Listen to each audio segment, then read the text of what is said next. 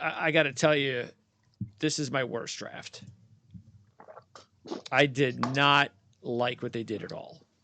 I hope I'm wrong. I have nothing against the Bears. I think it's always great when the old time teams, are good and compete. But I just thought drafting Darnell Wright as the second offensive tackle, but basically the second lineman.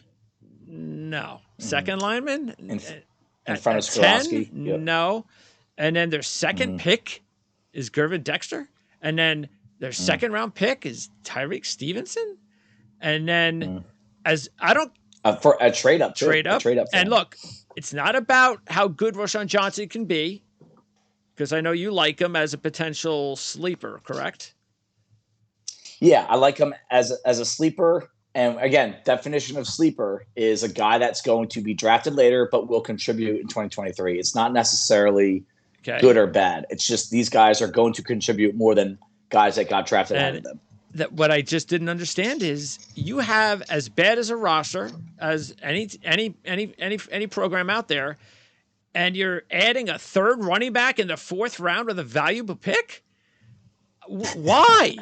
And then you're doing the same thing basically by going after Tyler Scott with a valuable fourth round pick. I just didn't really like what they were doing. I just didn't like it. This is the thing about the Bears. They had an opportunity to really change the trajectory of their franchise after that trade down with Carolina. They picked up all this extra draft capital. And I know some of it is future, right? They did walk out of this draft with an extra one next year. So don't forget that. That is part of this draft class, is the fact that they're going to go into next year's draft with two picks, their own and Carolina's. And that could potentially be two high picks. But let's stick to what they actually did in this draft. Darnell Wright getting chosen in front of Peter Skoronski. Darnell Wright's been a fascinating prospect. From the perspective that the views on him are all over the place. And I'm on the opposite side. I'm on the side where I thought he was a day 2 pick. And I don't like the lack of balance. I don't like the lack of consistency. I didn't like his knee bend, right? He can bend, but he didn't always bend. His hands are all over the place. He's a freak athlete, and his best tape, he does look like Trent Williams. And I can see if you watch the right tape and you had a good cup of coffee that morning, you love this guy. You think he's going to change the trajectory. And maybe this was a forced pick in that he is definitely a tackle. And Tevin Jenkins has showed us that he is definitely a guard. Another failed first-round pick that they had at tackle, but he could pan out as a guard. Skoronski, maybe they got fearful of the short arm length, and I bet Tennessee is going to put him inside, that if I had to put money on it. So maybe Chicago said, hey, we think Skoronski is a better player, but we don't want a guard, or we don't want a short arm tackle. So it basically came down to Darnell Wright and Broderick Jones. I still, in that discussion, had Broderick Jones graded way above Darnell Wright from a macro perspective. Yeah, our lads actually graded Wright as a second or third round. Yeah, and that's probably my grade that they used there. That's kind of where I had him as a day 2 guy. Yep, 10th overall. And it's not just the 10th overall. It's the guys that he went in front of. If Skoronski's an all-pro guard in a couple of years, you're really going to be upset. Would you have really cared that you took a guard at that spot? So questionable decision there. I'm going to tell you something about Gervon Dexter that it just immediately came to mind because it was a surprise to me. Ryan Poles, the GM for the Bears, he was with Kansas City prior to taking over this role. And he took over the director of college scouting in 2016. Okay. That's the year that Kansas City used their first pick in that draft, number 37 overall, on Chris Jones. And Chris Jones is the physical profile of Gervon Dexter to a T. 6'5", 310, short arm length, really impressive 40.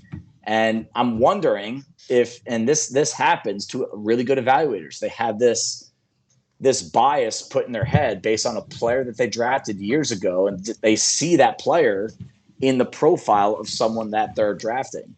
And I wonder if that led to a little bit of a reach here with Dexter. Well, they went pretty much almost kind of back to back when they went. And look, I'm okay with, because we know how much they needed to improve their defensive line, but Yeah.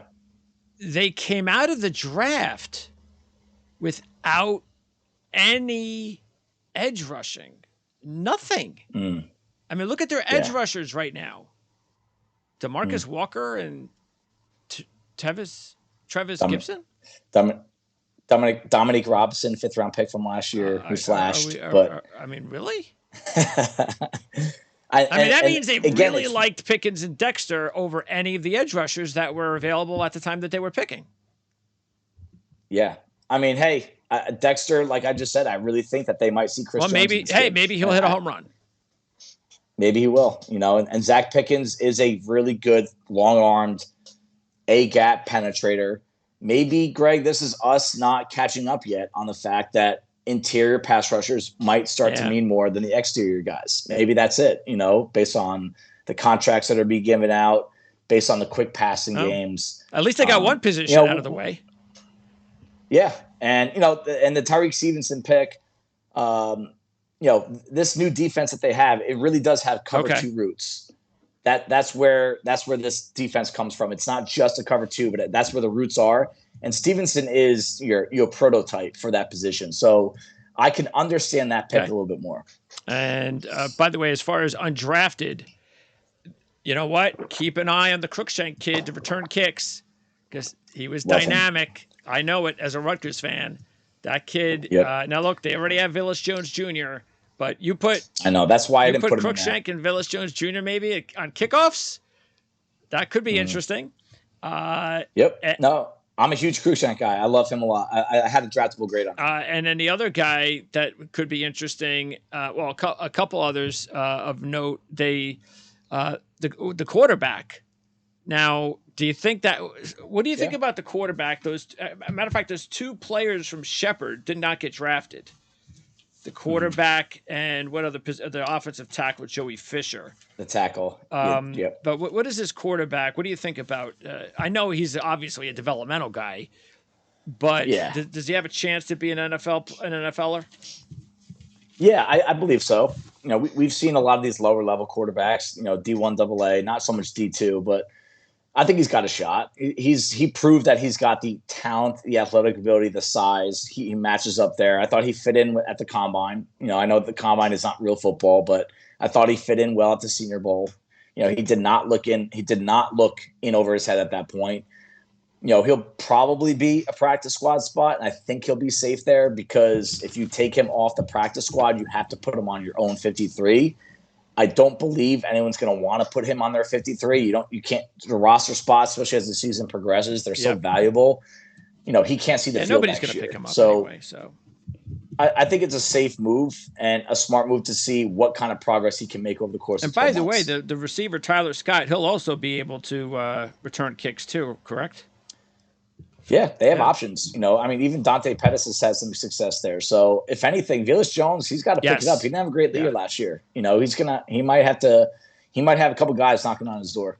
All right. So that's Chicago.